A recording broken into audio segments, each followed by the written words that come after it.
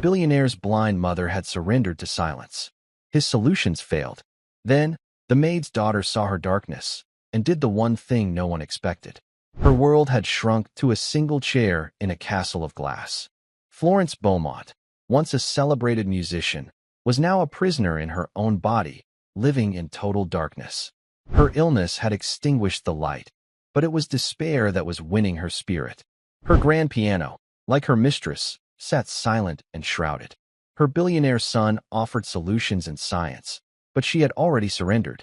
She was a ghost in her own life. Then, one afternoon, a 10-year-old girl, the maid's daughter, stepped into the tomb and did the one thing no one else dared. The Beaumont mansion was a castle of glass, built on a cliff above the sea. But its queen, Florence Beaumont, lived in a world of total darkness. And the darkness was winning. The house perched on the cliffs of the Pacific coast, a monument of cold, modern design. Endless windows stared at the endless blue. Marble halls echoed with the sound of phantom footsteps. This was a house built to be seen, to be photographed, to be envied. It was not a house built to be a home. For Florence, it was a tomb. Once, these halls had rung with laughter. Once, her fingers had flown across the keys of the grand piano in the parlor, a celebrated musician whose touch was known across the world. Now, the piano sat in the corner, shrouded in a heavy dust cloth. It was as silent as its mistress. Her illness had come on slowly, then all at once. First, the colors faded. Then the shapes blurred. Then, the light itself was extinguished. But the blindness was only the beginning. The illness, rare and cruel, stole her energy, her balance, and finally, her will. She was trapped, a prisoner in her own body, in her own house, with only the sound of the ocean crashing far below for company. The waves were a heartbeat that never stopped, a constant reminder of the vast, living world she could no longer join. Florence sat in her chair in the parlor, a room she now knew only by sound and touch. She knew the chair was velvet. She knew the window was to her left. She knew the air smelled of salt and the expensive, faint lemon oil the staff used on the furniture. She was 82 years old. She felt 800. Her world had shrunk to this chair, to the feel of the blanket on her lap, to the sound of her own breathing. Life had become a waiting room, and she was just waiting for her name to be called. The staff moved through the mansion like mice. They were paid well. They were paid to be invisible. They spoke in whispers. They were careful not to disturb the heavy grief that hung in the air. They were, Florence knew, afraid of her. Afraid of her blindness. Afraid of her silence. Afraid of her despair. Her son, Nicholas Beaumont, was not afraid of her. But he was not afraid of anything. Nicholas ran his empire with ruthless efficiency. He was a man of steel and spreadsheets. He flew in twice a month on his private helicopter, landing on the pad near the cliff's edge. Florence heard the thud-thud-thud of the rotors. It was a Tuesday, 3 p.m. He was exactly on time. She heard his shoes. Hard, fast, expensive, clicking on the marble floor. He did not slow down as he approached. He never did. Mother. His voice was not cold. It was simply empty, a statement of fact. Nicholas. He kissed the air near her cheek. She could smell his cologne. Sharp, clean, and metallic. It smelled like money. How are you feeling? He asked. It was the same question he always asked. I am here, she replied. It was the same answer she always gave. He sighed. A short, impatient puff of air. I've spoken with the new specialists in Switzerland. They are working on a retinal implant. Experimental. But the data looks promising. I am having my team arrange a consultation. Florence turned her face toward the window she could not see. Nicholas, please. No more doctors. No more hope. It is not hope, Mother. It is science. It is a solution. He could not understand. He saw her blindness as a problem to be solved. A line on a balance sheet that was in the red. He thought he could fix her. He thought he could buy her sight back. He did not understand that the true sickness was not in her eyes. It was in her spirit. I am tired, she whispered. I just want to be left alone. That is the depression talking, he said, his voice crisp. Nurse Reyes informs me you are not finishing your meals. I am not hungry. You must eat to keep your strength up. For what? The question slipped out, sharper than she intended. For what, Nicholas? So I can sit in this chair for another year? So I can listen to the waves and remember what the sun looked like? Silence. She had done it again. She had made him uncomfortable. He was a man who solved problems. Her grief was not a problem he could solve. "I have a meeting," he said finally. "I will be back before dinner. Please, try to eat." His shoes clicked away. Fast. Hard. Leaving her alone again in the vast, echoing room. She let the tears come. They were silent. They were cold. They did not matter. She was a ghost in her own life. Later that afternoon, the house was quiet. The sun, she knew, must be setting. She could feel the temperature in the room begin to drop. Martha, the head maid, was working late. She was a good woman. Quiet. Diligent. Florence liked her because she never used that high, pitying voice that others did. Martha spoke to her normally. But today, Martha was not alone. Florence heard a faint sound from the hallway. A scuff. A small cough. "Sophie, I told you to stay in the kitchen," Martha whispered harshly from the hall. "I'm sorry, Mama. I finished my homework." The voice was small, but clear as a bell. A child. "Well, you sit there, and you do not move. And do not touch anything." "Yes, Mama." Florence listened. A 10-year-old girl. She tried to remember what 10 felt like. It felt like a different lifetime. A different world. She heard Martha's vacuum start up in the next room, a low, distant hum. The silence of the parlor returned. Then, a new sound. A tiny footstep on the marble threshold. Florence tensed. The staff knew the rules. Her son's rules. She was not to be disturbed. "Ma'am." The voice was the child's. "Sophie." Florence did not answer. Maybe the girl would go away. Another step. Closer. "Mrs. Beaumont, you should not be in here," Florence said. Her voice was rusty, like a hinge that had not been used. "I know. I'm sorry. My mama is finishing the carpets." The girl stopped, perhaps 10 feet away. Florence could feel her presence. A small, warm spot in the cold room. "I heard you," the girl said softly. "You heard what?" "Before, when your son was here. You sounded sad." Florence's hands gripped the arms of her chair. Such a simple, direct statement. No one else dared to speak of it. "We all get sad," Florence said, turning her head away. "Yes," the girl agreed. "My grandpa Walter used to say sadness is just a room you have to walk through. It's not a place to live." Florence was stunned by the words. My grandpa Walter. A war veteran, Martha had once mentioned. A man who had seen real hardship. "Your grandpa was a wise man," Florence said. "He said the dark is only scary if you forget what the light looks like," Sophie said. Florence felt a strange, sharp pang in her chest. She heard the girl move again. A small rustle. "I brought my book. I was reading it in the kitchen. I can read it out loud, if you want. So you're not alone in the quiet." Before Florence could say no, before she could send the child away and sink back into her familiar dark, the girl began to read. Her voice was not perfect. She was only 10, but it was steady. It was sure. "The Wind in the Willows," the girl announced. Chapter 1. The Riverbank. She began. The mole had been working very hard all the morning, spring cleaning his little home. Florence listened. She did not want to. She wanted to be left alone with her memories. But the child's voice was insistent. It was a thread of pure, clear sound in the muffled emptiness. Sophie read about the mole and his dark little house, and how he suddenly flung down his brush and bolted out of the house. Something up above was calling him. Sophie read about the sun, the warm grass, the rabbit holes. Florence sat perfectly still. The girl's voice was painting pictures. It was not like the audiobooks her son bought for her. Those were read by actors with perfect, booming voices. They felt false. This was real. This was a 10-year-old girl, with blonde hair, she guessed. Her name felt blonde, sitting on the floor of her marble tomb, reading a simple story. Sophie paused to turn a page. In the silence, Florence heard another sound. From the corner of the room, a single, soft, perfect note was played on the piano. A high G. It chimed in the air, hanging for a moment, bright and sudden. What was that? Florence asked, startled. "It's the piano," Sophie said, her voice full of wonder. "I just touched it. It's so dusty, but it still works." "You should not touch that," Florence said, but her voice had no anger. "It's beautiful," Sophie whispered. "My grandpa Walter taught me how to play. On his old one. In the church basement. This 10-year-old child. This maid's daughter. She read books about finding the light.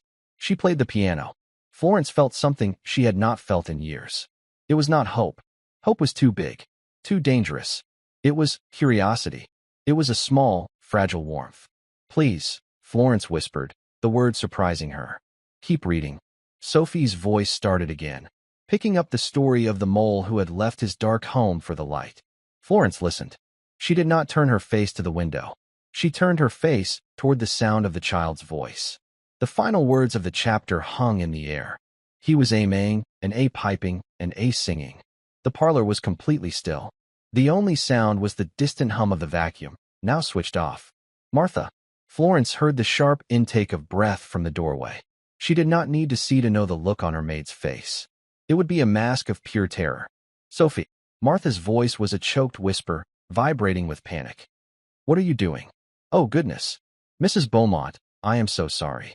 I told her. She knows the rules. Martha was rushing forward. Florence heard the sound of her apron, the squeak of her sensible shoes on the marble. She was coming to snatch the child away, to restore the cold, proper order of the house. Mama, I was just reading. Sophie began. Get up. Now. Out. Go to the kitchen. Do not move. It's all right, Martha. Florence's voice cut through the panic. It was quiet, but it was firm. Martha stopped. Ma'am, the child was not bothering me. But, Mr. Nicholas, the rules. She touched the piano. Martha was stammering. This, Florence knew, was a woman terrified of losing her job. A job that paid for her daughter's food and clothes. I asked her to read. Florence lied. A small white lie. And I did not mind her touching the piano. She turned her head toward the sound of the girl's breathing. Sophie. Yes, ma'am. Will you be here tomorrow? With your mother? Yes, ma'am. After school. I would like to hear the next chapter. If you have time. The silence that followed was heavier than any she had ever heard in this house. It was the sound of a rule being broken. The sound of a pattern changing. I have time, Sophie said, her voice bright. Chapter 2 is very good. It's called The Open Road. Then I will see you tomorrow, Florence said. It was a strange phrase to use. See you. But for the first time, it felt true. Come, Sophie, Martha said, her voice still trembling. She grabbed her daughter's hand. And not another word. Florence listened to their footsteps retreat. The small, quick ones of the child. The heavier, worried steps of the mother. She sat alone. The room was empty again. The cold returned. But something was different. She was no longer just waiting. She was waiting for tomorrow. The next day, 3:30 p.m. arrived with a precision Florence had not felt in years. She had eaten a small lunch. She had asked Nurse Reyes to brush her hair. She had her put on the blue cashmere sweater, the one Nicholas's father had bought her decades ago in Scotland. She remembered the color. It was the color of a mountain lake.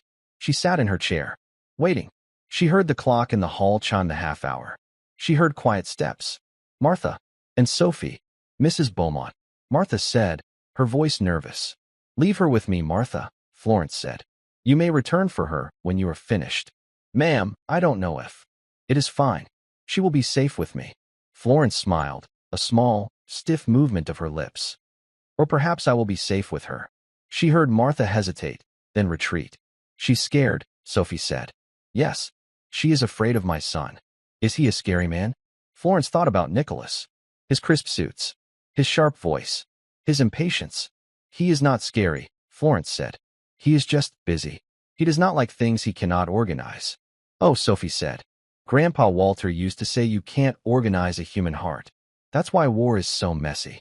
Florence marveled again at the girl. She pulled her worn book from her bag. The sound of the zipper was loud in the quiet room. Chapter 2. Sophie said, settling on the carpet.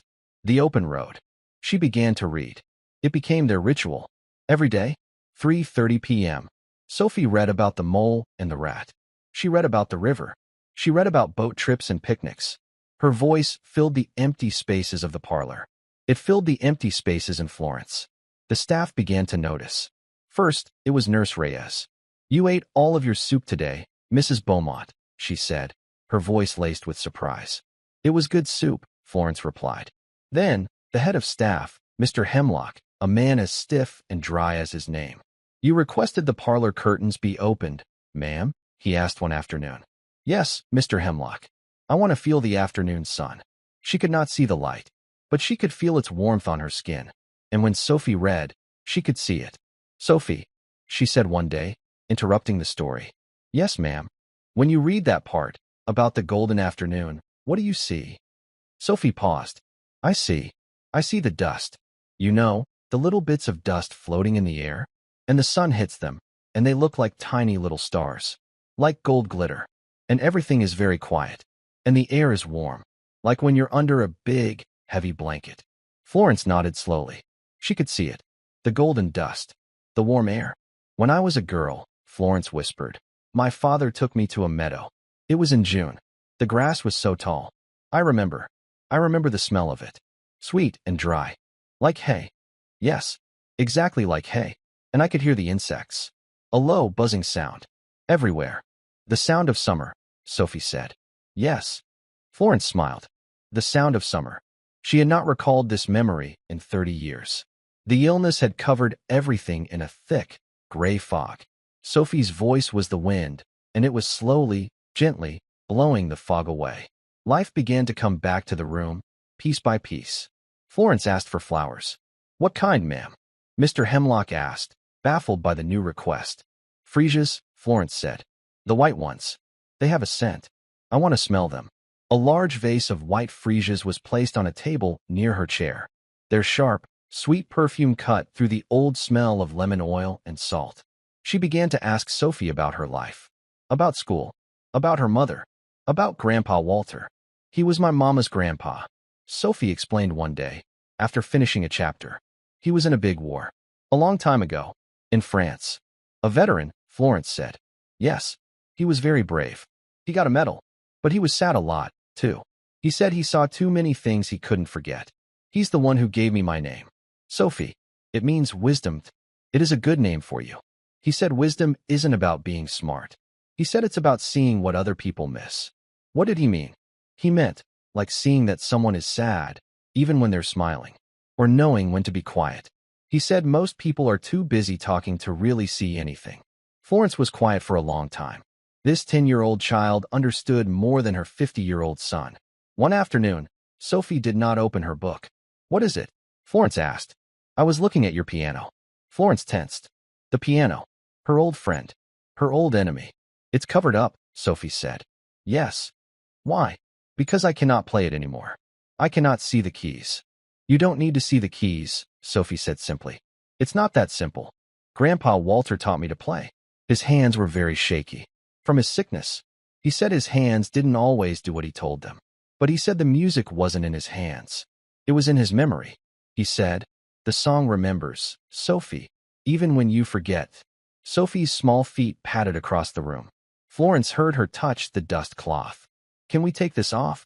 Sophie asked. It's suffocating it. No. I can't. Please. It wants to breathe. Florence's heart was hammering. The piano was the last and most painful part of her old life. It was the symbol of everything she had lost. To uncover it would be to what? To admit defeat? To hope again? I will help you, Sophie said. She did not wait for an answer. Florence heard the sound of the heavy cloth being pulled. She heard it slide along the polished wood and fall to the floor in a heavy heap. Dust filled the air. Florence coughed. It's so beautiful, Sophie whispered. A grand. It's so big. Silence. Then a sound. Sophie's small fingers. She played a C major scale. Simple. Clear. The notes rang out, pure and true. They had been sleeping, waiting. The sound was like a key, turning a lock deep inside Florence. It sounds bright, Sophie said. It is a Steinway, Florence whispered. From Hamburg. 1958. You played it a lot. It wasn't a question. Every day? For 50 years. Sophie played another chord. Then another. She was not a virtuoso, not like Florence had been. She was a child. She played simple, blocky chords. A hymn, perhaps. What is that? Florence asked. Amazing Grace, Sophie replied. Grandpa Walter's favorite. Sophie played the simple melody. I once was lost, but now I'm found. Was blind, but now I see. The irony was so thick, so heavy, it should have been cruel. But it was not. It was gentle. The tears that came to Florence's eyes were not the cold, despairing tears of her grief. They were hot. They were stinging. They were alive. Your turn, Sophie said. No, I cannot. My hands, they are stiff. I have forgotten. The song remembers, Sophie said again, her voice soft. Just touch it. It missed you. She heard the small girl cross the room to her. She felt a small, warm hand take her own. Sophie's hand was slightly sticky, probably from an after-school snack. It was the first hand that had touched her in kindness, not in clinical duty, in years. Come on, Sophie urged. Florence let herself be pulled. She stood up from her chair, her legs trembling. She used her cane with one hand and held Sophie's with the other. She took 3, 4, 5 steps. Her shin bumped against the hard, carved leg of the piano bench. Sit down, Sophie said. Florence sat. She was facing the keyboard. She could feel it in front of her. A void. 88 keys she could not see. Where? She whispered. Sophie took Florence's right hand. She placed it. This is middle C, she said, putting Florence's thumb on the key. Florence's finger touched the ivory. It was cool. Smooth. She pressed down. A single note. The heart of the piano. She let it ring until it faded into nothing. Then, her hand, moving from a memory buried deeper than bone, found the other keys. C, E, G. A chord. Simple. Broken. But it was there. She played it again. And again. Sophie was quiet beside her. Florence Beaumont, the celebrated pianist, was playing again. It was not a concerto. It was not a sonata. It was a single, broken chord. But it was everything. Florence's hand rested on the keys. Her fingers felt like old, stiff wood. They did not want to bend. I can't, she whispered. The frustration was immediate. The memory of her skill was a curse. It was like remembering how to fly when your wings were broken. You already did, Sophie said. You played a chord. One chord. By accident. Grandpa Walter said there are no accidents. He said that's just the world telling you to pay attention. Florence took a shaky breath. The smell of the old wood, the faint metallic tang of the strings, the perfume of the freesias in the room. It was all mixing together. She placed her left hand on the keys. She fumbled, her pinky striking 2 notes at once. A ugly, flat sound. She flinched, pulling her hands back to her lap. It's no use. It's gone. I'm just a blind old woman playing at a life I used to have. Sophie was quiet. Florence felt the small girl shift on the bench beside her. Do you know Twinkle, Twinkle, Little Star? Sophie asked. Florence was so taken aback, she almost laughed. What? Twinkle, Twinkle. I know that one. I can play it. My dear, Florence said. I used to play Rachmaninoff. I used to play Chopin's Etudes. I don't know them, Sophie said simply. But I know this one. It's a good song. Grandpa Walter said simple songs are sometimes the strongest, because more people can sing them. Sophie placed her small fingers on the keys. She plunked out the melody. It was slow. It was hesitant. She was a beginner. But the piano didn't care. It was a Steinway. It made every note, even a child's, sound like a diamond. You try, Sophie said. Florence sighed. But she put her hand back. She found the C. Her thumb felt for it, found the familiar shape of the black keys, and settled just below. She played the note. C. Then again. C. Then her ring finger, stretching. G again. G. Her index finger, A. Again. A. Back to G. It was the simplest melody on earth. And her hand ached from the effort. It was clumsy. It was halting. But it was music. She finished the line. She stopped. Her hand was trembling. You did it, Sophie whispered, as if she had just watched a mountain move. Florence's eyes, blind and useless, were brimming with hot tears. She had not played a melody in 5 years. It remembers, she whispered, echoing the girl's words. See, Sophie said, satisfied. I told you. That afternoon, they did not read. Florence stayed at the piano. She played the melody again. And again, her fingers grew slightly more confident. They began to move, searching for the chords that went underneath. Her left hand found a simple harmony. When Martha came to the door an hour later, she stopped dead. She was not just seeing her employer out of her chair. She was not just seeing the piano uncovered. She was hearing music. It was soft. It was simple. But it was music.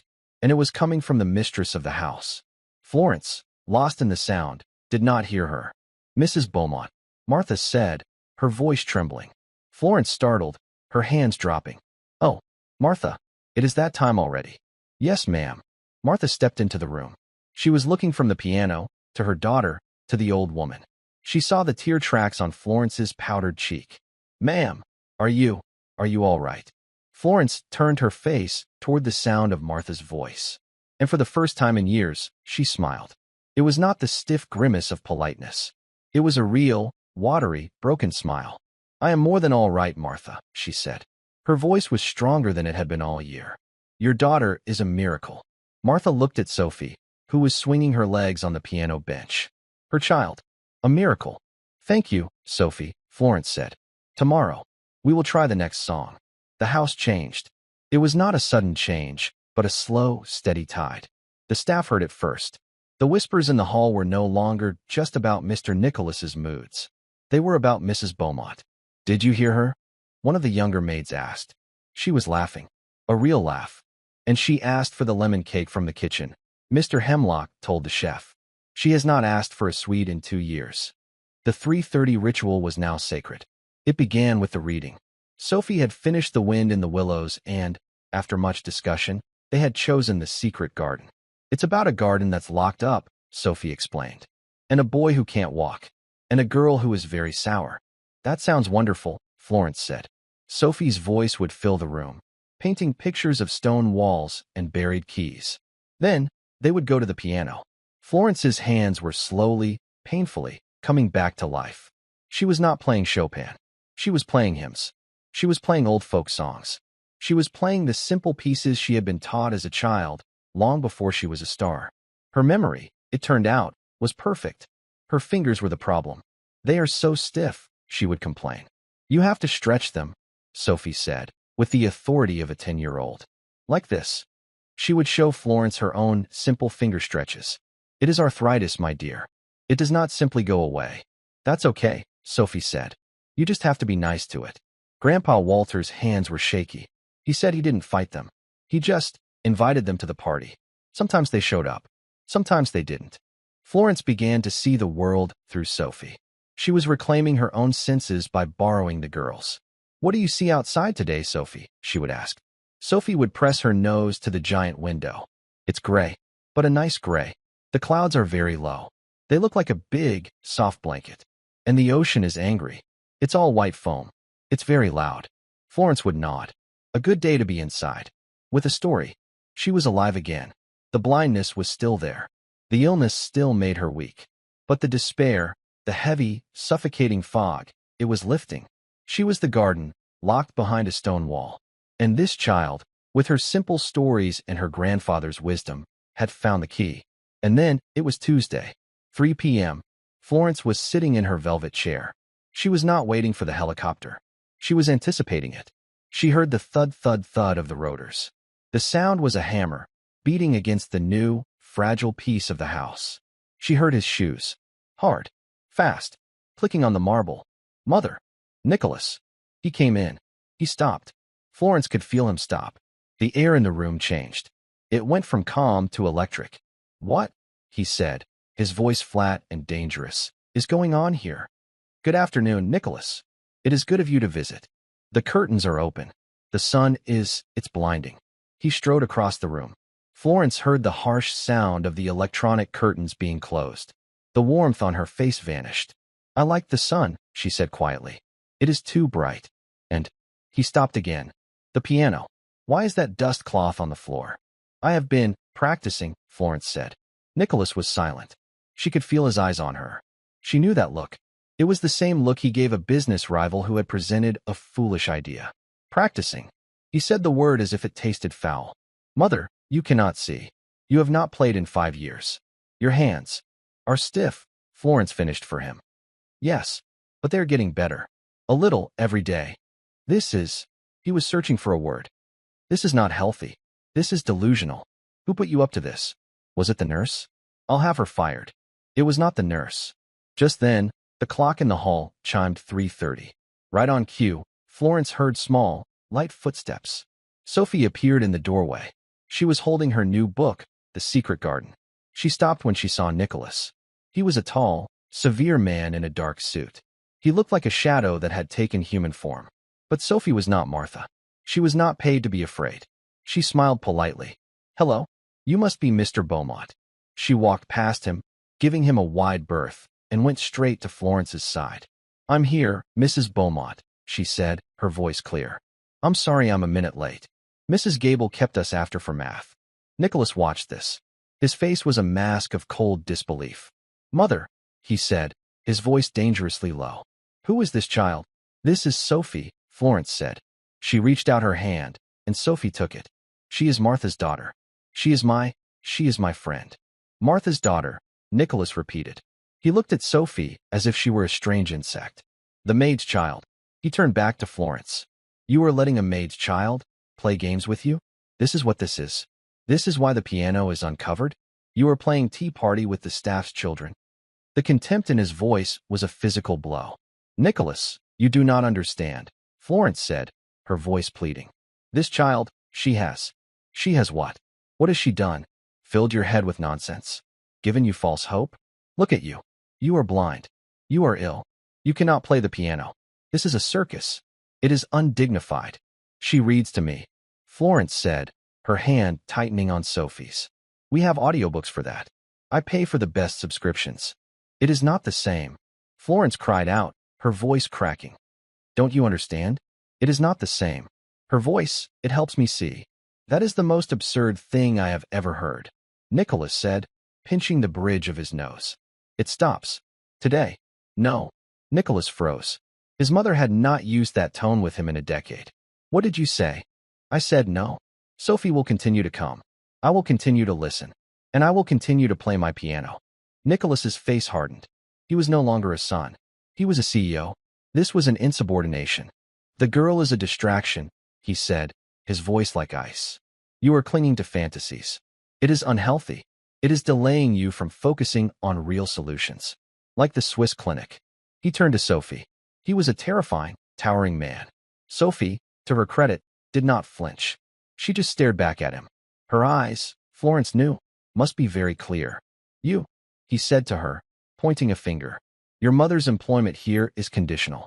This visiting is over. You will go to the kitchen, and you will not come back to this room. Do you understand me? Sophie looked at him.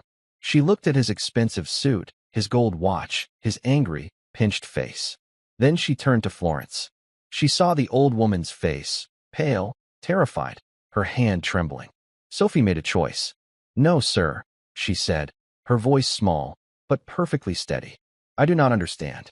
You are being very rude to your mother. Nicholas was so shocked, he was speechless. Mrs. Beaumont, Sophie said, ignoring the man. Should I start with chapter 4? Florence looked from the sound of her son's furious breathing to the feel of the child's small, brave hand. Yes, Sophie, she whispered. Please, read. This is unacceptable. Nicholas roared. I will not be. Sophie's voice, clear and strong, cut through his.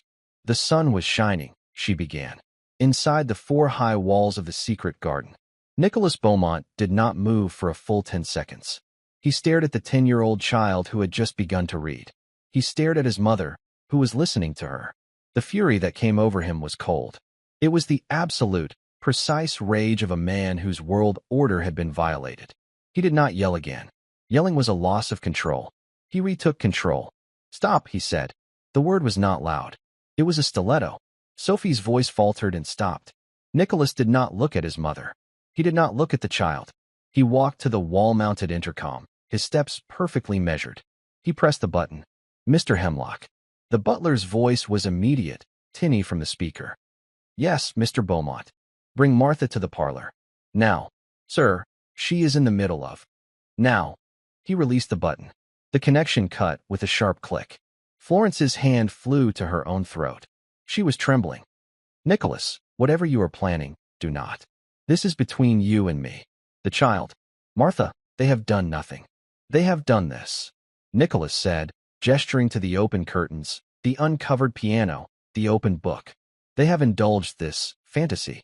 It is an infection. I am removing it. You are a cruel man, Florence whispered. I am a realist, mother. I am trying to save your life while you are content to be entertained in a sandbox. Heavy, rushing footsteps approached. Martha. She must have run from the kitchens. She appeared in the doorway, her face flushed, her hands twisting in her apron. She saw her daughter. She saw Mrs. Beaumont's pale, frightened face. And she saw Mr. Beaumont.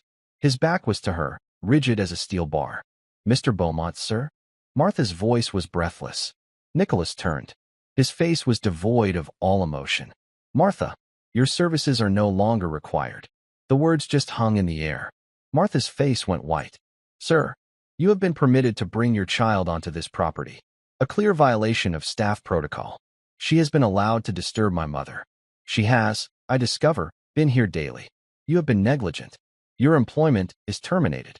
No, Florence cried out, struggling to rise from her chair. Nicholas, I invited her.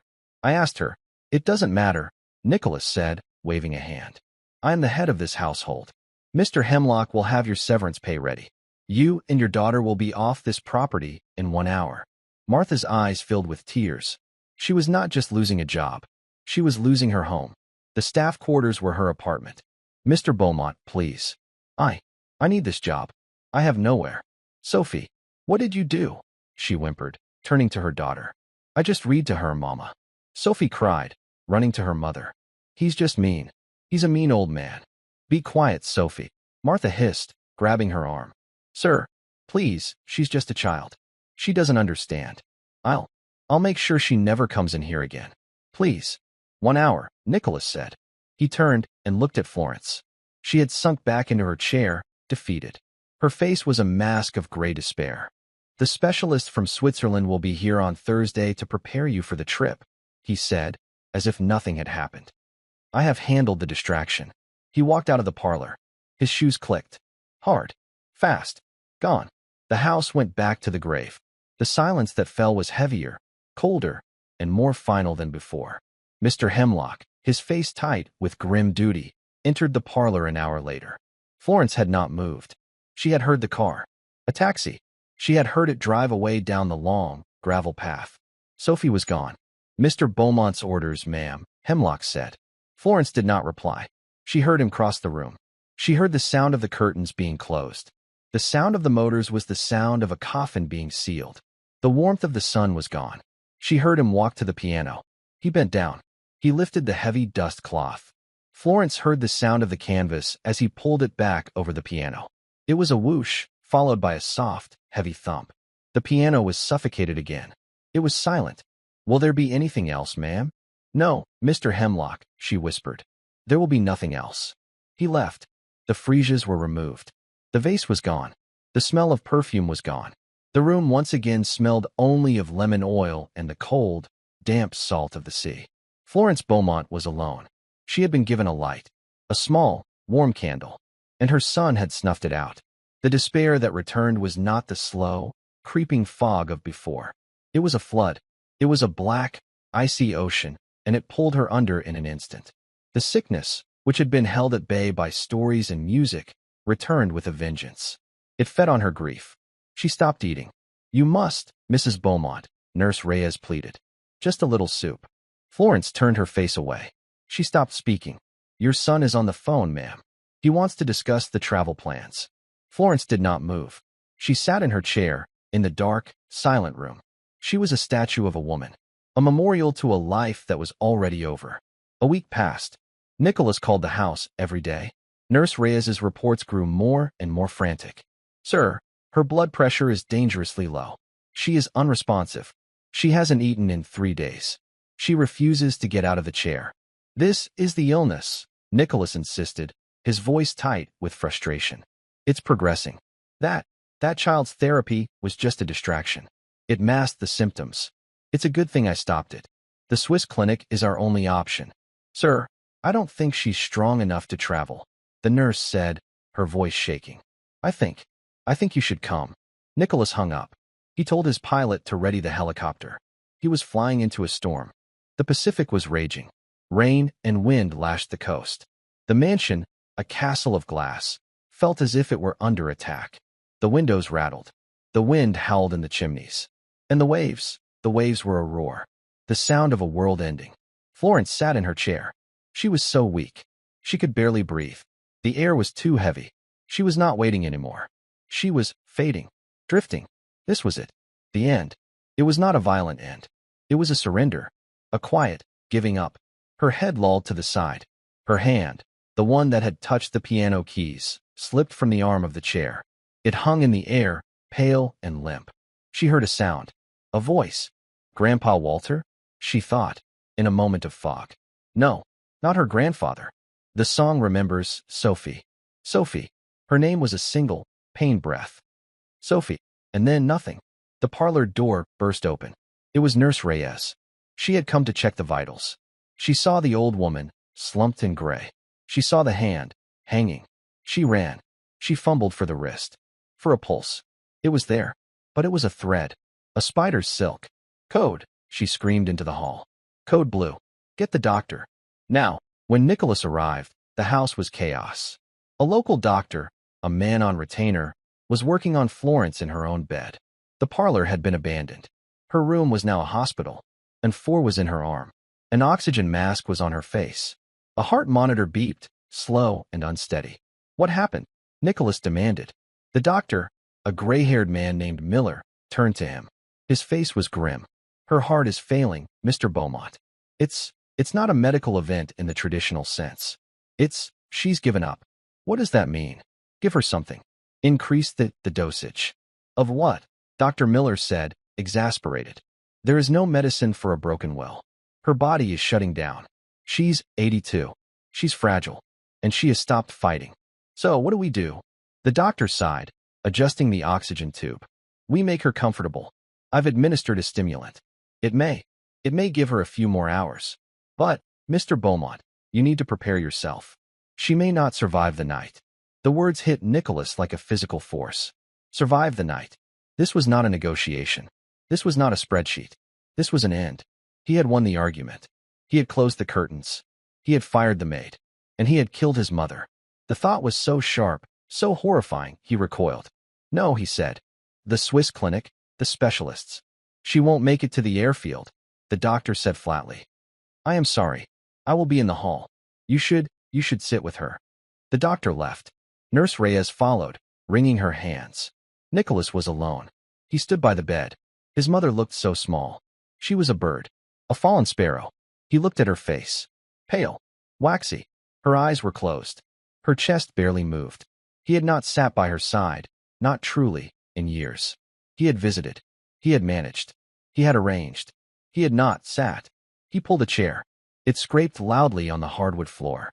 He sat. The guilt and the fear were warring inside him. The guilt was suffocating. The fear was a cold, hard knot. This was his fault. This was his fault. He had taken her one, small light. And he had put it out. Because it wasn't his light. It wasn't his solution. Mother, he whispered. His voice was hoarse. Mother, I'm sorry. She did not stir. The only sounds were the howling wind, the crashing ocean, and the slow, sick beep of the heart monitor. An hour passed. 2. Nicholas just sat. He watched his mother die. The storm raged. And then, a new sound. From downstairs. A banging. Someone was pounding on the heavy oak front door. Nicholas ignored it. It was Hemlock's job. But the banging came again. Louder. More frantic. It was the sound of someone desperate. He heard Hemlock's muffled voice. And then, a different voice. A small one. A high one. A girl's. I have to see her. Please. I know she's sick. I have to see her. Sophie. Nicholas stood. A new kind of anger surged. How dare they? He strode from the room. He was going to have them arrested for trespassing. He reached the top of the grand staircase. Down below, in the marble entryway, Mr. Hemlock was holding the door open, trying to reason with a small, drenched figure. It was Sophie. She was soaked to the skin. Her blonde hair was plastered to her face. She was not wearing a proper coat. Her mother, Martha, stood behind her, crying, holding a broken umbrella. You cannot be here, Hemlock was saying. This is a private. Mrs. Beaumont is very ill. That's why I'm here. Sophie shouted, her voice echoing in the vast hall. She was crying, but her voice was strong. The nurse. I called the nurse's line. I pretended to be from the doctor's office. She told me. She's not waking up. Please. You have to let me in. I will call the police, Nicholas said from the top of the stairs. His voice was a thunderclap. Sophie looked up. She saw him. The tall, dark man. The man who had fired her mother. She did not cower. You, she cried, pointing a small, wet finger. This is your fault. You took her book. You covered her piano. You closed her curtains. Get out, Nicholas ordered. No, I'm not leaving. She needs me. She needs the story. You don't understand. The garden, we didn't finish. She doesn't know if Colin walks. She doesn't know if the garden comes back. You have to let me finish the story. It was the most absurd, insane thing Nicholas had ever heard. A dying woman, a storm, and a child, hysterical about a storybook. Hemlock. Remove them. No. Sophie screamed. She dodged under Hemlock's arm. She was fast. A small, wet rabbit. She ran. She ran for the stairs. Sophie. Martha screamed. Nicholas was so surprised, he didn't move. The 10-year-old girl, soaking wet, her shoes squeaking on the marble, ran right past him at the top of the stairs. She knew the house. She knew where the room was. She ran down the hall and burst into Florence's bedroom. Nicholas ran after her. You child, get out of here. There are machines. Sophie stopped at the foot of the bed. She saw Florence. The tubes. The mask. The pale, still face. She had never seen death before, but she knew this was close. Her bravery almost failed. She looked small, terrified. Go, Nicholas said, softer this time, grabbing her shoulder. She is resting. You must go. Sophie looked at the hand, the one hanging off the bed, the hand that had played the piano. She pulled a sodden, water-damaged book from inside her thin jacket. The Secret Garden. She walked to the side of the bed. No, Sophie, Nicholas pleaded. Leave her in peace. Sophie ignored him. She took Florence's limp, cold hand. Mrs. Beaumont, she whispered. Her voice was trembling, but she was here. It's me. It's Sophie. I'm sorry I was gone. The monitor beeped. Slow. I brought the book. We were at the best part. Chapter 20. I shall live forever. Nicholas watched. He was frozen. He saw the child take his mother's hand. Sophie opened the book. The pages were warped from the rain. She took a deep, shuddering breath, and she began to read. Nicholas stood in the doorway, a helpless giant. He was trapped between the authority of a lifetime and the raw, unexplainable power of what was happening in front of him. Sophie's voice was the only thing in the room that felt alive. The rain and wind hammered the glass, a furious, primal drumming. The heart monitor beeped its slow, dying rhythm. It was the sweetest, most mysterious-smelling place anyone could imagine, Sophie read. Her voice shook, and she stumbled over the larger words. The pages of the book were damp, and she had to peel them apart. She was reading about the garden, about the gray points of new life pushing up through the black earth. Dr. Miller had returned. He stood in the hall, just outside the door, watching. He had his arms crossed, his face a mask of professional concern. He was ready to step in, to end this childish intrusion. Nicholas watched his mother's face. It was so still, so waxy. Nothing.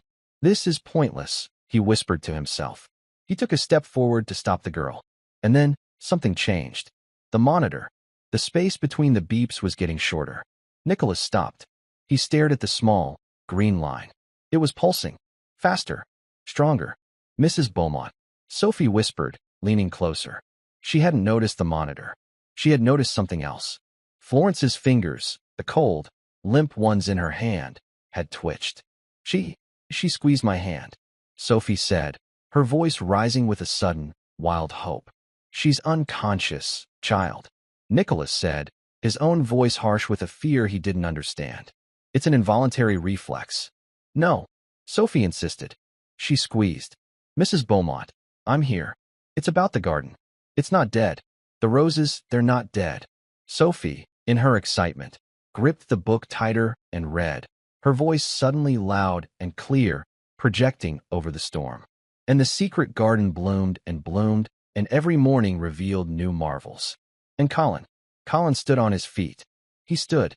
I shall live forever and ever, he cried.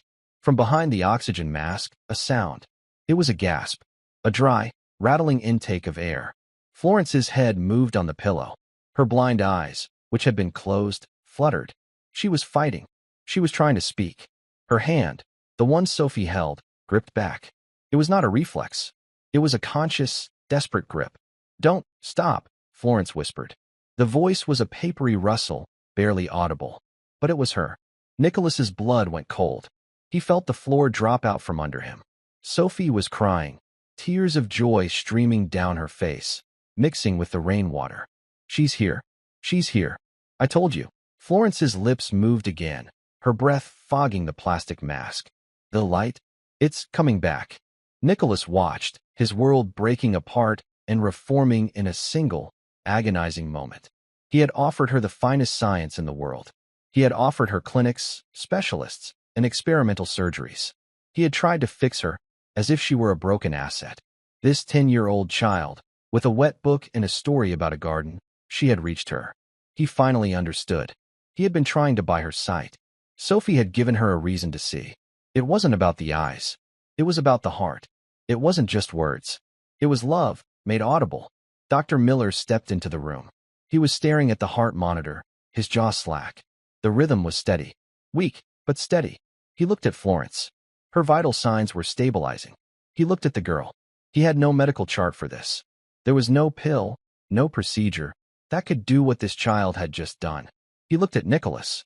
He gave a single, baffled shake of his head. And then, he did something no doctor would normally do. He backed quietly out of the room. He motioned to the nurse. He let the treatment continue. Sophie did not leave. She sat on that chair for hours. Martha was brought in, wrapped in a warm blanket, and sat in a corner, weeping silently. Sophie read. She finished The Secret Garden. She read until her voice was hoarse. Nicholas stood by the window. The storm outside was breaking. The howling wind was quieting to a whisper. The rain was stopping. He just listened. He listened to the story of a locked-up place, and a broken boy, and the stubborn girl who believed in it. He listened to the words. He listened to the sound of his mother's breathing, which was no longer a death rattle, but the shallow, even breath of sleep. He had handled the distraction. He had almost destroyed his mother. He saw the child, Sophie, with her blonde hair, now drying in damp curls. She looked exhausted, but she kept reading. Grandpa Walter, a war veteran. He had taught her this resilience, this strange, unchildlike wisdom. She sees what other people miss. He had missed everything. As dawn broke, a pale, watery gray light filled the room. Sophie had finally fallen asleep. Her head was pillowed on the edge of her mother's lap, the book still open on the floor. Florence was breathing. The oxygen mask was still on, but she was breathing. Nicholas had not moved all night. He was a statue of guilt. He heard a small sound, a stirring. He looked at the bed. Florence's head was turned toward him. Her eyes were open. They were milky, unseeing, but they were aware. He walked to the bed. Mother. She raised a weak hand, fumbling for the mask. Take off. His hands, which could sign billion-dollar deals without a tremor, were shaking. He gently lifted the plastic from her face. She took a deep, rattling breath of the room's air. It was quiet. The monitor just beeped its steady, quiet rhythm. Sophie and Martha were asleep. Nicholas thought she would speak to him, that she would rage at him, that she would forgive him. He was ready for either, but she did not. She turned her head, her ears searching. Sophie, she whispered. Her voice was a cracked reed. In the corner, the child's head shot up. I'm here. Sophie scrambled off her mother's lap and ran to the bedside. Florence's hand found the girl's. You came back, Florence whispered. I had to, Sophie said, her eyes wide. The garden. I had to tell you. Florence smiled. It was the first true smile Nicholas had seen on her face in a decade. It was weak, but it was radiant. It lit up her ruined face. You did it, Sophie. She turned her face toward Nicholas, though she could not see him. Did you hear, Nicholas? She did it. I heard, Mother. Florence turned back to Sophie. Her voice was frail, but it held a new, unshakable strength. You helped me see again, she whispered, squeezing the child's hand. Not with my eyes. With my heart. Nicholas Beaumont finally broke. He did not make a sound, but he turned his back to the bed, faced the window, and a single, hot tear, the first in 30 years, cut a path down his cheek. He had been so wrong. So profoundly, arrogantly, and dangerously wrong. He let the moment hold. The old woman. The child. The dawn. Then, he composed himself. He wiped his face. He was still Nicholas Beaumont. He had made a catastrophic error. Now he would fix it. He walked over to Martha, who was now awake, watching in stunned, tearful silence. He stood before her. She flinched, expecting what? For him to throw them out again? Martha, he said. His voice was quiet. Formal. Sir, my mother will require constant companionship. Nurse Reyes is a medical professional. This is different. He was fumbling. He, the man of 1,000 boardrooms, did not have the words. You and Sophie will be staying, he said. Your old rooms are not adequate. I will have Hemlock prepare the guest wing for you. Martha's jaw dropped. Sir? The guest wing. And your employment? It is reinstated. With a promotion, you will no longer be on the housekeeping staff. You will be Mrs. Beaumont's personal companion. Your salary will be tripled. Your duties will be whatever my mother requires. He looked at Sophie. And her duty, he said, nodding to the child, is to read and to play the piano. It was not an apology. It was a surrender. It was the only way a man like Nicholas knew how to say, I was wrong. Thank you. Please, stay. Martha just nodded, fresh tears streaming down her face. Yes, sir. Thank you, sir. Nicholas nodded. He turned and left the room. He had to go outside. He had to feel the cold, clean air of the storm that had passed. He had to stand on the cliff and listen to the waves. The sound was the same. The crashing, the roaring. But for the first time in his life, it didn't sound like an ending. It sounded like a beginning. Florence recovered slowly. Her blindness was unchanged. Her body was still frail.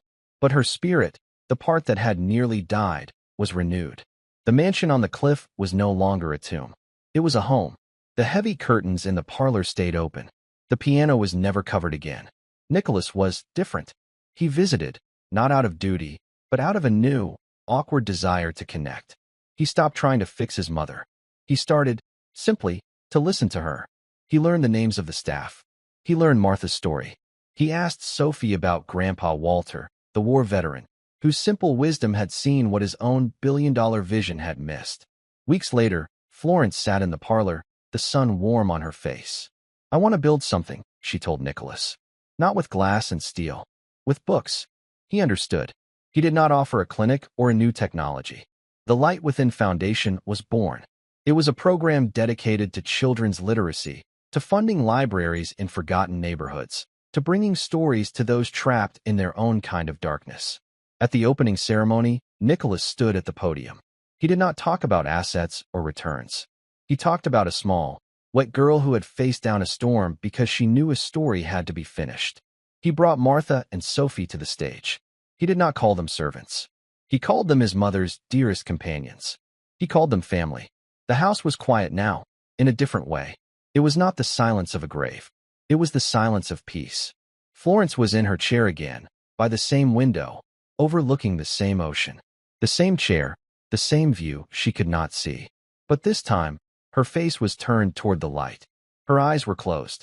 She was smiling. Beside her, Sophie, now 11, read from another story. Her voice was clear and steady. The waves crashed against the cliffs far below. The lights in the house stayed on, bright and warm, through the entire night. Because sometimes the brightest light doesn't come from what we see, but from what we hear and who we finally, truly, choose to listen to. And that is where Florence and Sophie's story closes for now. I hope this story gave you a chance to step out of the noise and just listen. I'd love to know where this story found you. Perhaps sitting by a window as the day ended, sharing a quiet moment, or just settling in for the evening. Drop a line in the comments. I truly do read them all. And if you want to make sure we find each other again in the dark, hitting that like button and subscribing makes a huge difference. We are always trying to make our stories brighter, so your feedback is invaluable. Thank you for listening with me.